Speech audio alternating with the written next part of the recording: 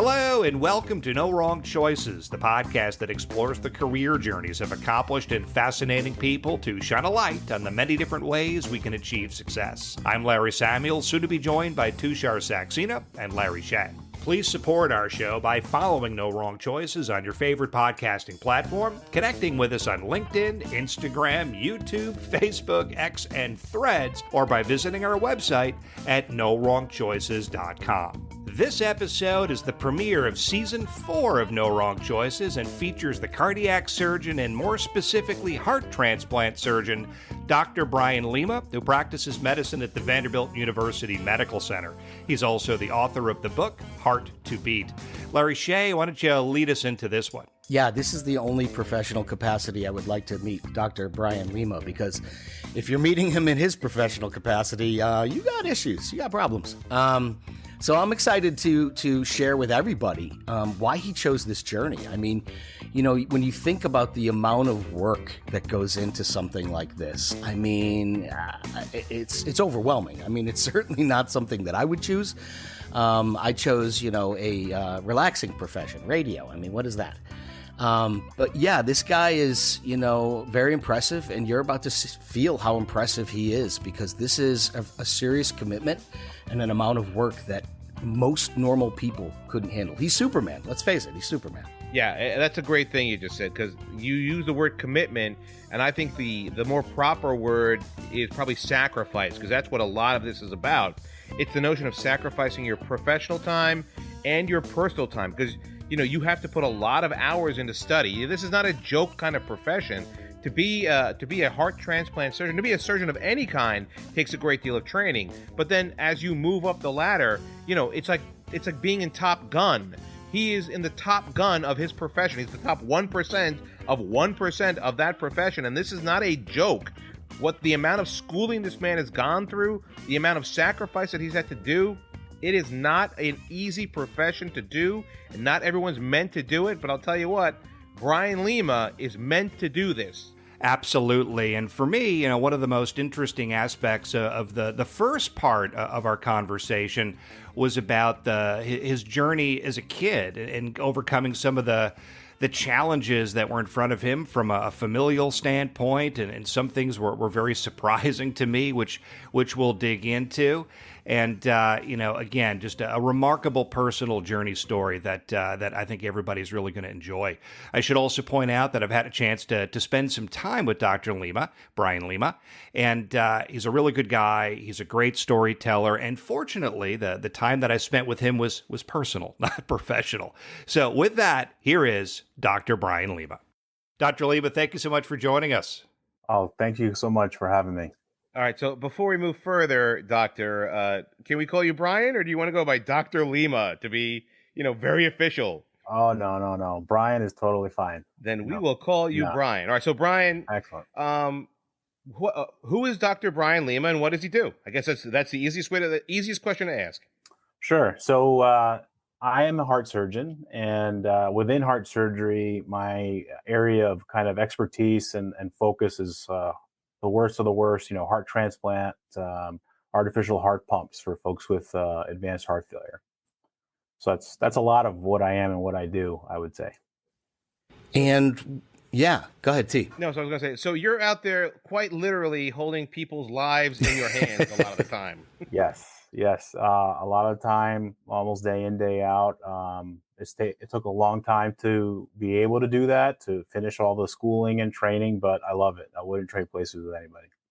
So where did this begin? Talk about your childhood, because obviously we did our research, knowing that we were going to talk to you today. And I know that family played a big part in why you chose this profession. So take us back to the beginning. What was the original dream? Why did you get into this? And tell us a little bit about your upbringing. Sure. So, the idea of becoming a doctor came it sounded cool. My dad had some heart trouble when I was young. He was in his, I think, early 50s, had a heart attack. I think I was like maybe 10 years old. That really scared us. And it was a daunting thing to be in a hospital. And I just remember feeling, helpless. And thankfully at that time, it was something that was handled, not needing surgery or anything, But it was kind of where that seed was planted of, hey, it'd be great if I was a doctor, because then I wouldn't feel as helpless. I'd be able to help other people through situations like that. And it wasn't really until I got to scrub in on a case when I was shadowing a surgeon when I was in college. At NYU, I was doing a summer program, and it was like one of those things that just click. I felt really lucky that I had a situation like an epiphany like that. I know a lot of folks don't get that, that experience where you see something and it's just like, whoa, I want to do that, like whatever it takes. And it was at that moment, at the age of 17, 16, that I was like, I want to do what that guy does. And then 16 or 17, you want to be a heart surgeon. Yeah. Holy cow. Yeah. Wow. And with that in mind, what role did your family play in terms of getting you there? You had the experience with your father when you were a kid. Your background is unique from some others. Talk to us a little bit about your foundation and your upbringing.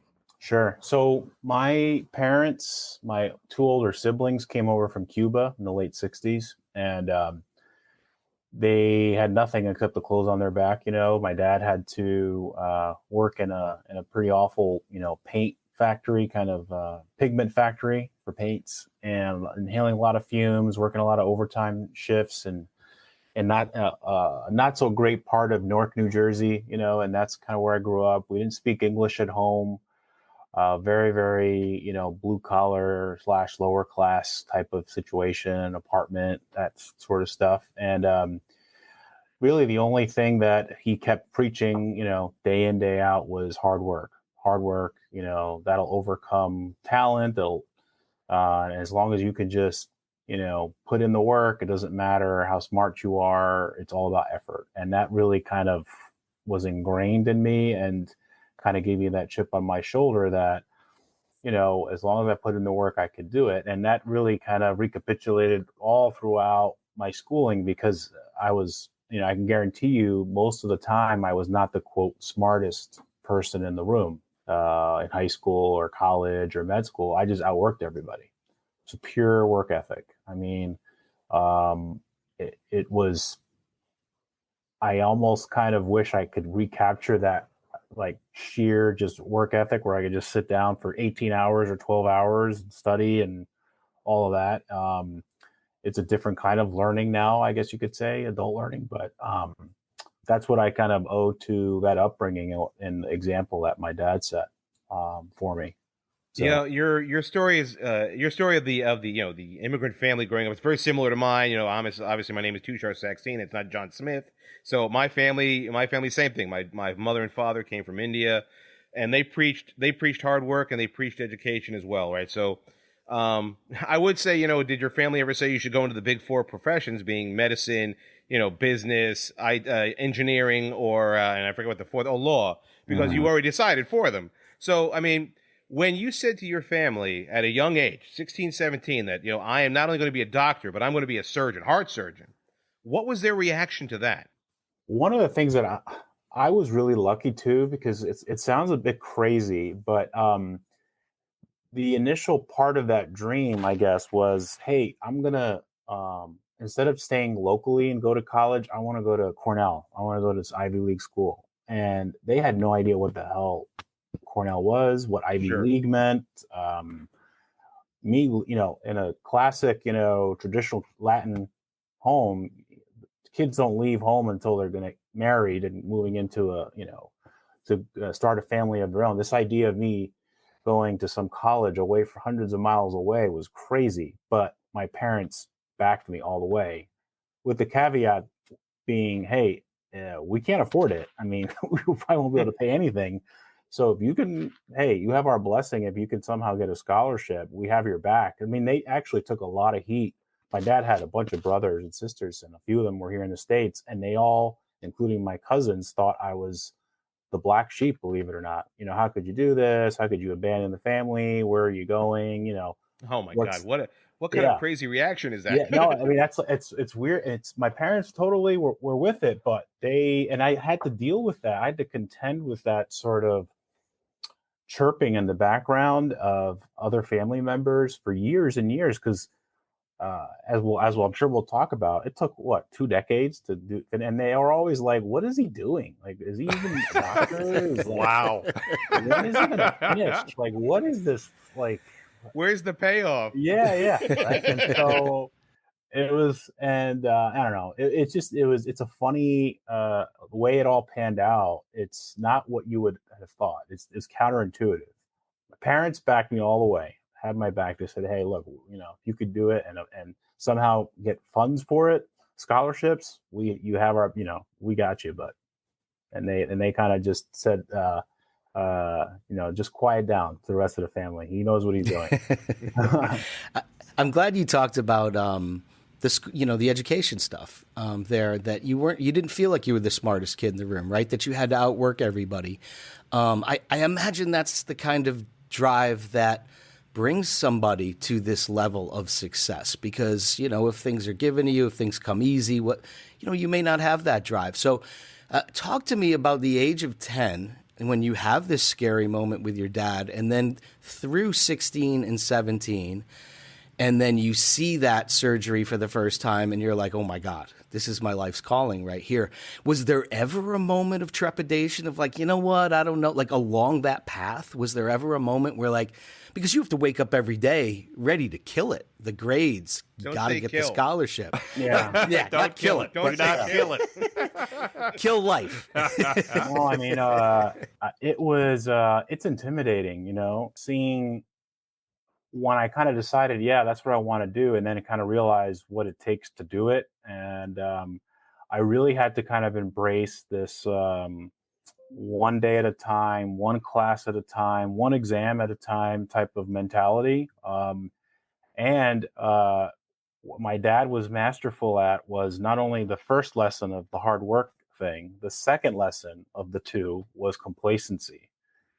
He would totally help celebrate with me the wins along the way, but he also was super quick to be like, all right, well, don't rest on your laurels now. Kind of, it was like this gentle, hey, it's great, big win, awesome, but it's time to reload. Next. Right. So I think it's a two-pronged thing. It's the work ethic aspect of it and the complacency sort of, or lack thereof, aspect of it that you kind of have to, that I learned along the way.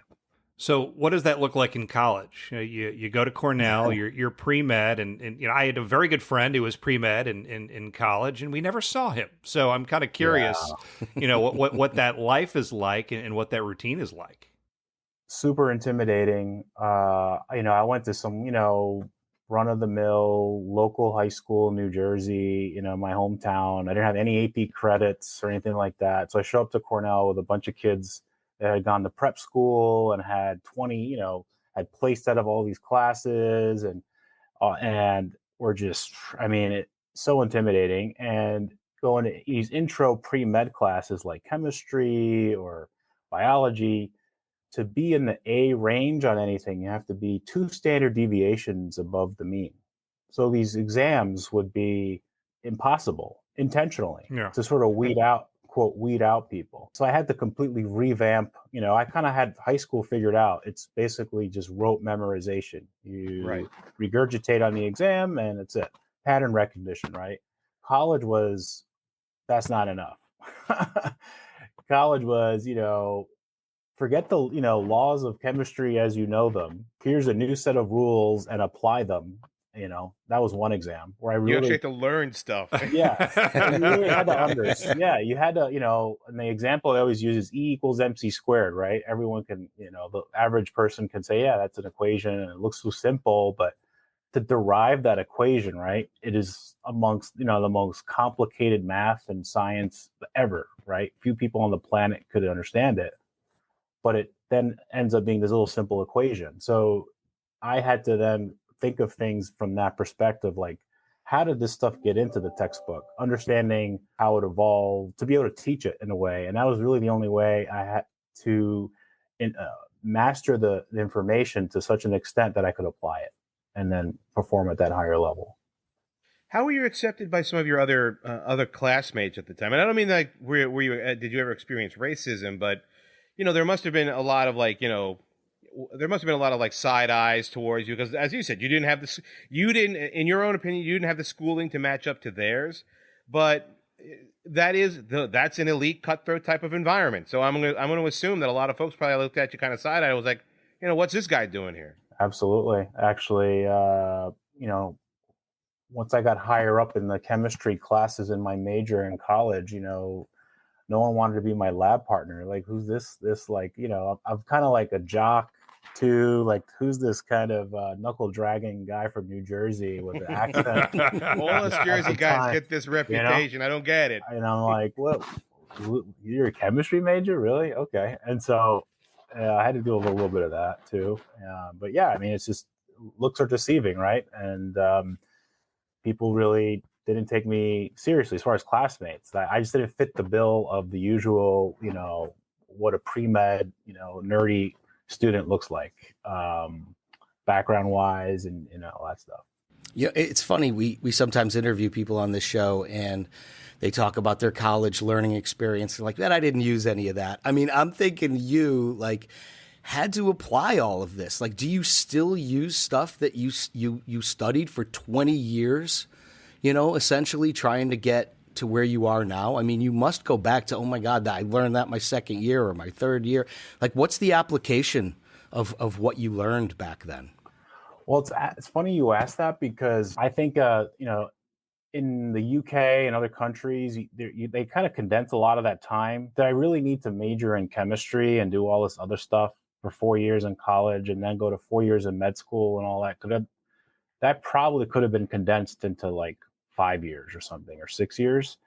And so, I was a chem major through and through. I can't remember half of that stuff, man, if I were to be honest with you. Right. Like I think of it as I have a limited amount of space in my brain. And so the new material, like the biology, the anatomy and the surgery stuff and knowing how to, that kind of, put all that other chemistry and molecules to the back. I can't even, I mean, it's crazy. I think about that sometimes. I'm like, wow, I was an organic chemistry whiz. I was a teaching assistant. I can't remember almost any organic chemistry now. Has it come to the point now where like every new fact that comes in, something goes out? Or is it just That's how it works for me. Or is it just all stored in like back memory? Hey, it's like, yeah, it is. It's like spring cleaning. It's like, all right, come on, we got to get rid of one of these days. stuff. You'll forget how to make a sandwich type of thing. Absolutely, man. Seriously. It's crazy. So I want to talk now. Obviously, you excelled at Cornell. So your next stop after that is, I guess, what residency or no? It would have been what? I think I went to Duke Medical. Yeah, Duke Medical School. Yeah, that was insane. So, yeah, that was crazy. What was that transition like from pre-med Cornell to Duke Medical School? And let's be honest. This is no slouch, right? I mean, we're not talking about dumb schools here. He's going from Cornell to Duke, from Ivy to Ivy. Yeah. So the numbers start to get very, I hate to reuse the same term again, intimidating, but, so Duke Med School is the top 3 med school. They take 100 people a year. So there's 100 people in the class, right? How many apply to get in? I don't mean to cut you off, but like... I think maybe 1,000 or a few, several. It's insane. Yeah. So it's like the Top Gun of med schools. So out of that 100, I think I was one of 4 or 5 from Cornell. There were 15 from Harvard, 15 from Yale, 10 from Duke. I mean, we're talking mutants on steroids, just like there was one guy who was 16 years old, a child prodigy from Harvard. We're talking the elite of the elite, right? Yeah. And so it was graded on an honors pass fail. So basically, to get honors on a given class, like let's say gross anatomy, which it's like you gotta have an honors, that means you had to be in the top 10 or 20 out of that 100 for that given class. So to put it in perspective, the cutoff for, I'll never forget this as long as I live, for gross anatomy, because everyone was gunning really hard for gross anatomy. It's like, how can you become a surgeon if you didn't get honors in gross anatomy? I think it was like 96%, meaning that. Oh my God, are you kidding me? No. So you had to like be at that or above to get honors for that course. Oh my God. So it just gives you I thought I had a good study, method and all this other stuff, and I had to step it up even more. Higher intensity because there's even more information, like huge amounts of information. What does that mean that you had to step up your studying even more? So at Cornell and somewhat in high school, the method I evolved to was kind of, imagine if you were told by the professors, like, hey, you can bring in a cheat sheet, you know, whatever you could fit on that cheat sheet, fair game, do that. So I kind of adapted that to like this micro scribe where I would, and in the process of doing that, I think I saw this on an episode of Growing Pains. Of all shows. Mike Where, Seaver, is that right? Yeah. Where he had like he was trying to cheat or something on the test, and he ended up writing all this stuff, and then in the process of, he like learned the material, and he like aced the exam, but he still got in trouble because he had all these notes on his cast. Actually, I did that once in a physics class myself. I did that once in a physics. I ended up cheat sheeting stuff and then realized I just knew it all. Right. So I was like, but I still got caught. So I was like, so that was my method, and it was handwritten. But in med school, they gave us laptops. I didn't have enough money to get a laptop, and it was like, I think laptops were still relatively new. So they gave us laptops, and I basically then converted to a digital upgrade of my microscribe, and would do like 8 font or smaller, 2 columns on each page, and this whole like shorthand that I just created over time. And I remember I condensed like a whole neurobiology textbook. I think it was like 300 or 500 pages into like 20 pages. Wow. Oh my God. And so I would do that, and it worked. I mean, I would just, once I finished doing that, read it a few times, and that was it. It was like locked in. And you had to get into the top few percentage points of these classes against that kind of competition in order to pursue your ultimate dream of becoming a cardiac surgeon. Yeah. I mean, I think to get in the top residencies, because then it's a funnel that keeps narrowing, right? And to get into a top surgical program, they take, 6 people, 5 people. And then eventually, when it came to heart surgery, Cleveland Clinic, where I did my heart, they take 1 person a year. Man. For their heart surgery program. Wow. So I have to ask this question because we always like to talk about the people, not just about the journey. So in medical school, did you go on any dates, or did you just stay home and stay inside? Yeah, what was your social life like? Well, actually, I do talk about this in the book, because I went when you kind of go so far down that rabbit hole, right, where you're just like, but I felt like I had to put so much of myself into it to be successful. Like I almost had very little time for anything else. I did eventually have a social life, but not during the first, I would say, half of medical school. Wow.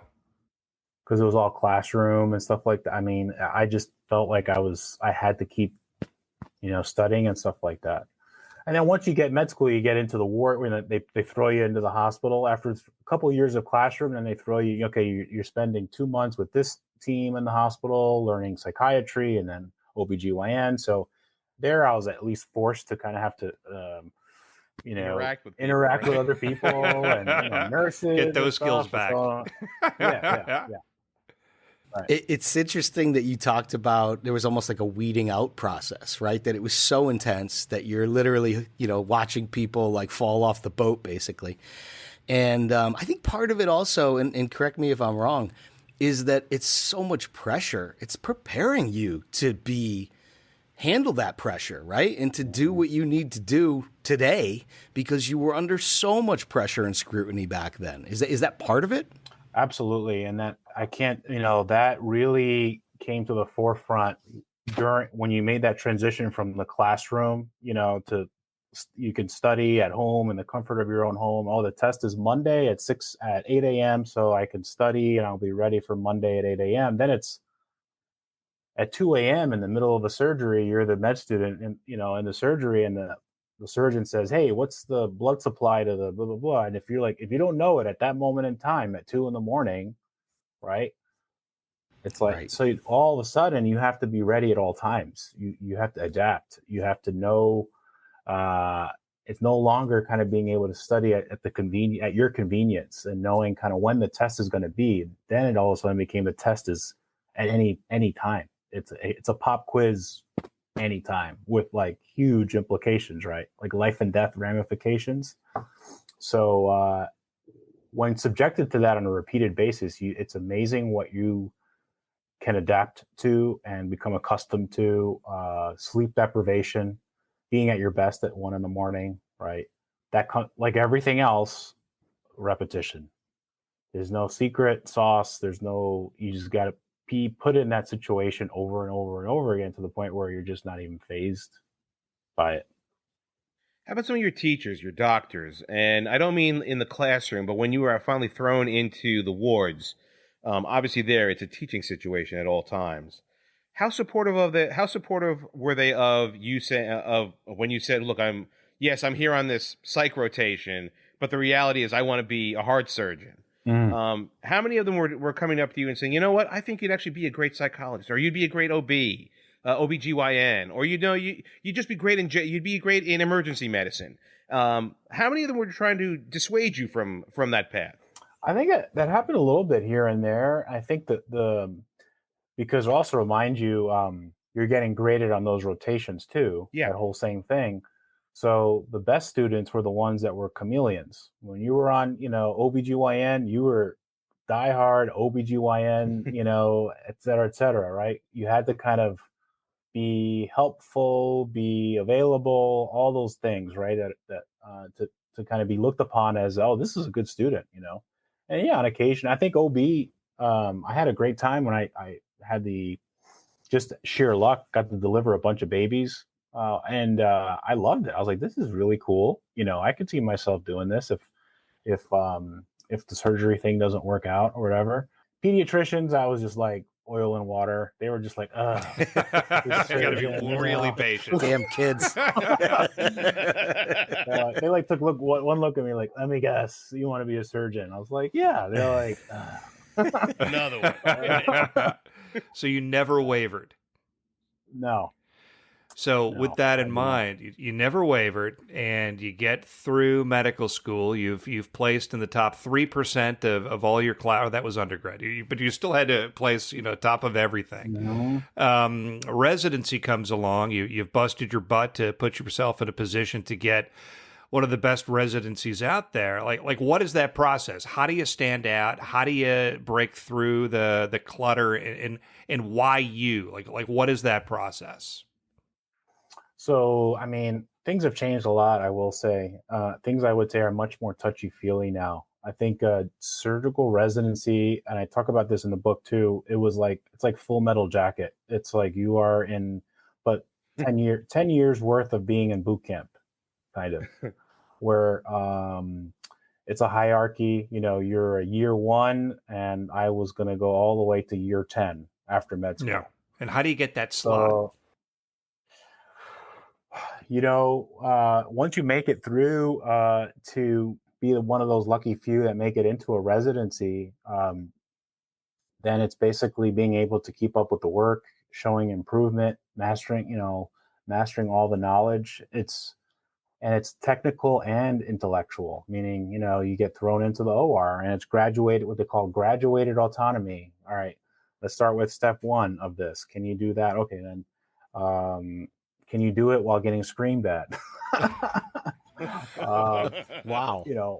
Were you ever called a maggot at any time? Did Arlie Irby ever walk into the operating room? I definitely felt like Gomer Pyle or whatever he was. And Lawrence, wasn't it Lawrence Pyle? Yeah, Lawrence. Yeah. Yeah. I mean, it's funny. I look. Did anyone ever call you a modern art masterpiece? They didn't know they stacked, that high. Yeah, exactly.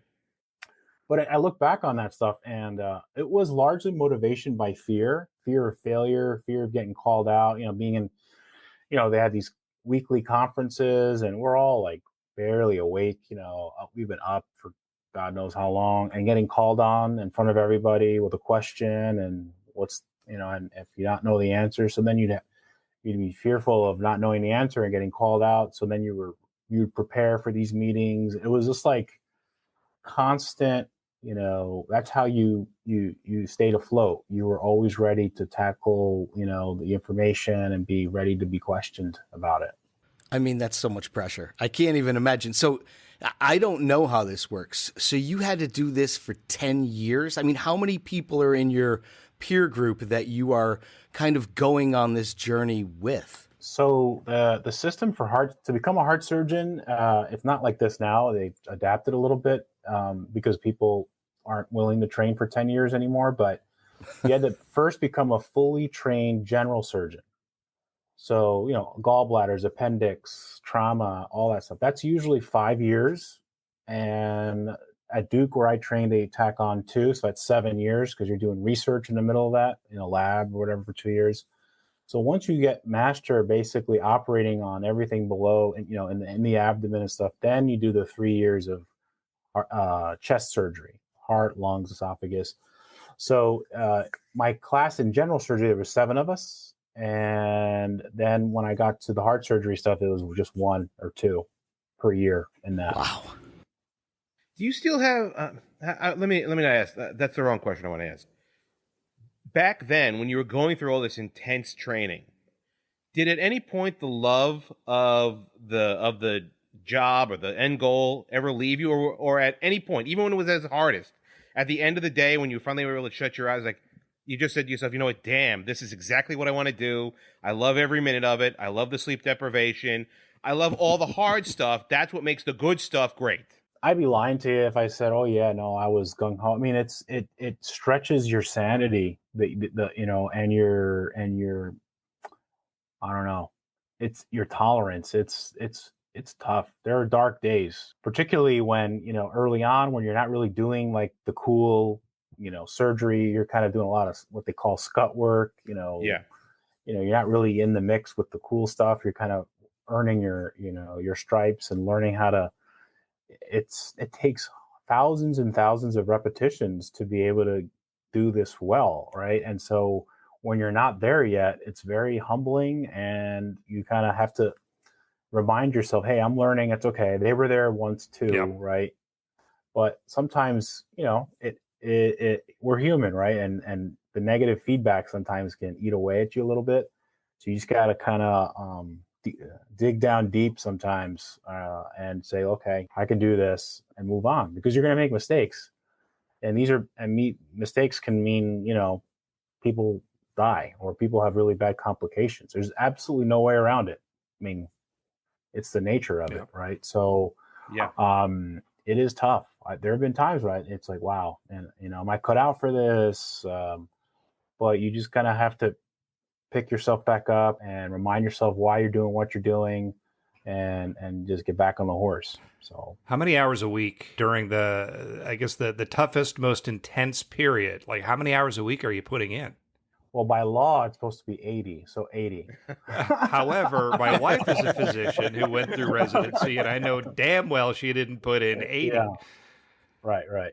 Well, I mean, I think that changed when I was in residency. It wasn't 80 before that. It was, however, whenever you're freaking done. Yeah, it transitioned to that. So they made some changes to facilitate that, but then that doesn't count the hours outside of actually being locked in the hospital, where you were working on stuff, reading, doing all these other things. I just at a certain point you had to see the finish line. I know it was 10 years, right? But at a certain point, you're reaching the end of this, and what did that look like? What decisions did you have to make, if any? Are you just, I could work anywhere, or are you kind of being steered in a direction of where there's an opening?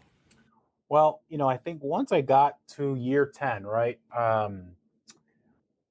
there was sort of a confluence of things that happened that, and I talk about this in the book too, where you kind of get caught up in this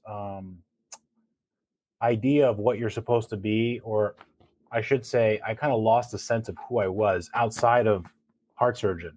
Like, everything went into that. Years of my life, my 20s, my 30s. And as a consequence of that, other things suffered, right? I was married at one point. That suffered. That didn't make it through. And I remember, basically being like, okay, here I am, divorced, out of shape, because I'm not working out. I'm not doing the things I need to be doing because I can't, right? So when the time came to actually get my first job, real job, and join the workforce at age 35. Wow. Oh my God. Such I a can't think about sacrifice. that. Oh, Or 35, commitment. my God. Yeah. Both. Yeah. And I'm like, I started looking around at jobs and stuff, and I was my pedigree, all the stuff, all accolades, whatever. I was supposed to keep going down this thing. I'm going to be a professor at a big fancy med school, and I'm going to do this and that, and I'm going to whatever. I'm going to have really fancy stationery with a Ivy League school on it, and then I interviewed some of the places I interviewed fit that description, and then I interviewed down in Austin, Texas, with this big group of surgeons, and it felt like I was, interviewing with like a fraternity. These guys, they sat down, it was steak, and they were like jovial and happy. And It is Texas. yeah. Yeah. And I was like, I don't know, something made me totally just deviate from the path that everyone thought I was, supposed to go on, to this other path where I was going to be part of like this happy crew of surgeons that had good life balance. They took vacation. They had good families. I was going to get back in shape. I was going to sort of rediscover who I was as the person, not just the heart surgeon, And so it was a bit of a detour for a couple of years, almost like a rediscover myself, sabbatical, recover. I was pretty burnt out, to be honest. Sure. By that point in my life. I have no idea why. Whip. Exactly. Yeah. And it was good. I mean, it was everyone was like, what are you doing? Private. It was almost, when we were all brainwashed to believe that a move like that was like failing. Like you're selling out to private practice. How could you, you're not going to be a big professor somewhere and be world famous and kind of, and I was like, no, not maybe eventually, but not now. I kind of need to do this. Like I need to get out of this rat race. Yeah, take a breath. Right.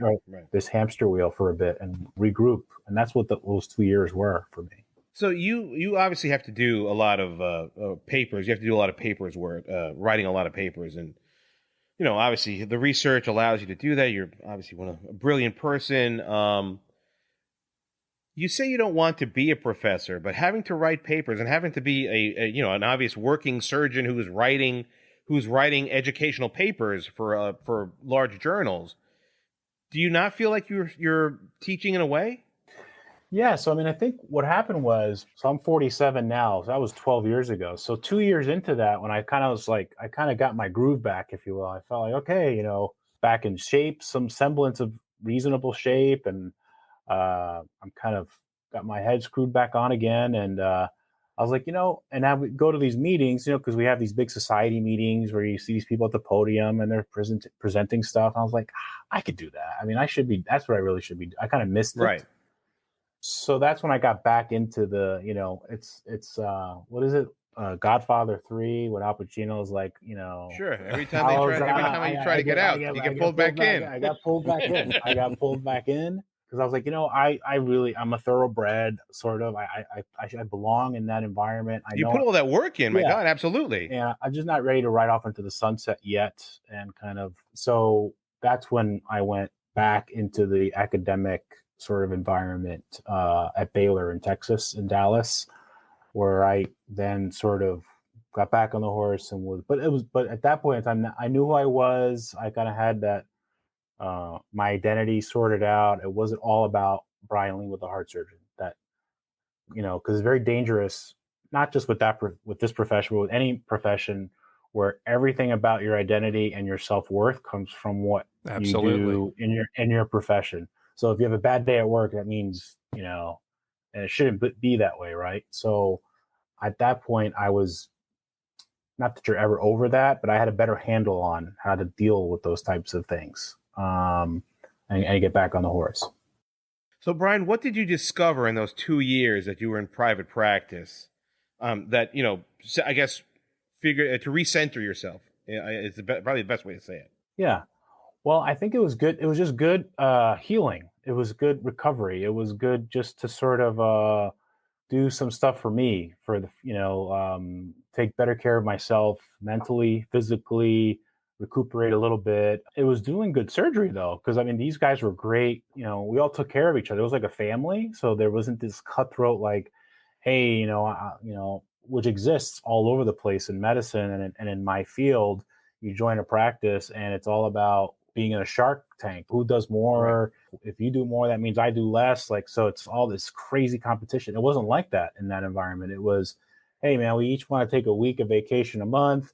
We take care of each other. When you do a surgery, I'll come in and help you. When I do a surgery, you come and help me. We wanted to make sure everything went well. So I got great mentorship during those, my 2 years.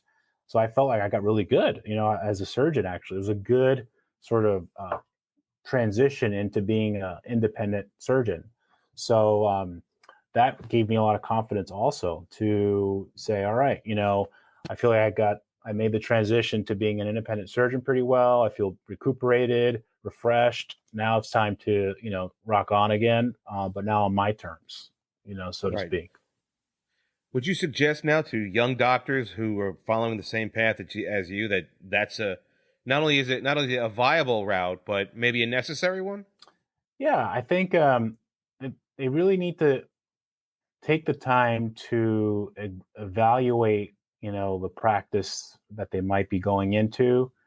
It cannot be based solely on money either, which is very tempting. 10 years making what, 40,000 a year, because it's all kind of like fixed depending on, and invariably accumulate a lot of debt and all that stuff. And you come out and someone says, hey, we'll pay you this much, et cetera, et cetera. Basing it solely on that is riddled with disaster. But really trying to find a nurturing environment to really make sure that transition, because it's a big transition. It's a huge leap from being in there, under the protection of a faculty or member, something, to now all of a sudden it's your name on that patient's chart. You know what I'm saying? And so they definitely need to make sure it's a nurturing environment to ease that transition. So that was part one of our conversation with Dr. Lima, and what a story it was. Tushar, what are your thoughts? Well, I will say this. I mean, you just hear some of the time commitment that this man had to put in as a college student, as a high school student, and just the simple drive and focus to say to yourself, I know at a young age what I'm going to do, and I'm going to have very little obstacles put in my way that I'm not going to overcome so that I can achieve this goal. But the flip side to that is all this time you put in, all this effort you put in, and not having a life in some senses causes professional burnout. I think we've all kind of gone through this in our lives, the notion of, where am I going? What am I doing? And not seeing an end of the road, and just kind of waking up and going to the office every day. Professional burnout is a real thing, and trying to address that and solve that, that's something that we all have to overcome. And it's oddly refreshing to hear a doctor in his position say, you know what, I had to go through the same thing. I had to go through the same process. It's oddly refreshing to hear such a person be so open and honest about it. Yeah, I think that's exactly the theme that we really just heard in this interview, in this first part of the interview, because, it is amazing how much goes into this, right? I mean, you could see that burnout can just take over. And what an important lesson Dr. Lima just gave us with taking a step back, looking at the bigger picture, and before recalibrating your career, right? So many people identify themselves with their career and with their profession, and it sounds like he really thought that through to regain a proper perspective before he moves on to the next phase. And that's a lesson that we could all take in any profession. Absolutely. I also found his upbringing to be very interesting. The son of immigrants coming in from Cuba who sacrificed so much to create a better life for their family and for their children. And, one of the things he talked about, which I thought was so interesting, was how the other members of his family didn't necessarily understand what he was doing, which I thought was that is very, very odd, right? It is. What do you mean you don't understand what I'm doing? I'm working to become, a world-class surgeon to help people. But it just seems like he had to overcome so much to get to this point, which was beyond just the typical, if that's the right word, beyond the training, beyond being the best in his class. there were so many other things that he had to work through, embrace, work around, and just deal with to get to this point. So just a remarkable journey, a remarkable guy. And, I can't wait to hear the continuation of this story. And, yes, ultimately, I should tell everybody, it's in 2 parts. So we do know what happens in the second one. And in part 2, Dr. Lima will dig into what it takes to, do a heart transplant surgery. He's going to talk about, going down that path, getting his first lead role as a heart transplant surgeon. And he's going to take us through the process of actually doing a surgery. It's really remarkable. So with that, Dr. Brian Lima, thank you so much for joining this episode of No Wrong Choices. We also thank you for joining us. If this episode made you think of an inspiring person in your life who could be a great guest, please send us a note via the contact page of our website at NoWrongChoices.com. We also encourage you to connect with us on LinkedIn, Instagram, YouTube, Facebook, X, and Threads. On behalf of Tushar Saxena, Larry Shea, and me, Larry Samuels, thank you again. And always remember, there are no wrong choices on the road to success, only opportunities, because we learn from every experience.